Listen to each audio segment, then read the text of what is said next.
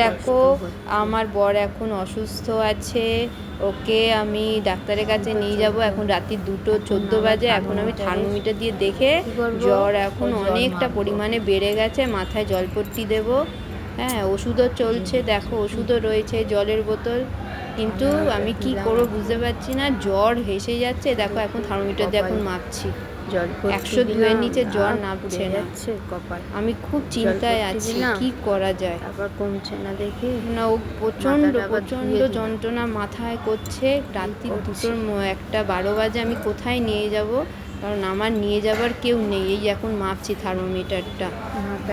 একটু আগে মাথা ধোয়ালাম, মাথা ধুয়েও দেখছি কোনো লাভ হচ্ছে না। এই মাথা টিপে দিচ্ছি, শুধু মাথা যন্ত্রণা করছে, ভীষণ যন্ত্রণা করছে মাথাটা।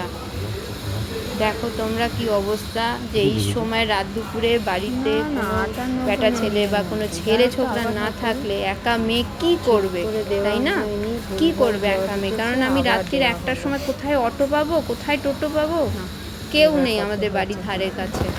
যার জন্য যতক্ষণ না সকাল হচ্ছে আমি বসে আছি, সকালের অপেক্ষা করছি। হ্যাঁ, যাই হোক, দেখো কত জোরটা, 100 ওভার হয়ে গেছে, 2-এর কাছাকাছি, 102-এর কাছাকাছি জ্বরই আছে। আচ্ছা, কেউ আসেনি? হ্যাঁ, জ্বর এইরকমই রয়েছে। দেখো এখন আমি ওর মাথায় জল ঢালবো বলে রেডি হচ্ছি, আবার জ্বর মাপছি। দেখো তখন রাত্রি 12টা বাজে, এর আগের ভিডিও এটা। ওটা তো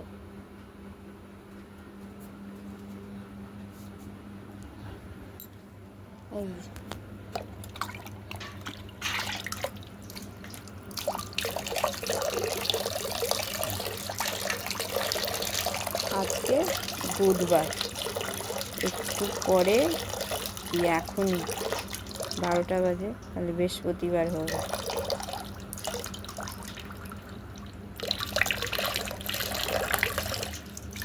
কি অবস্থা দেখো, জ্বরই কমছে না, জ্বর কমছেই না।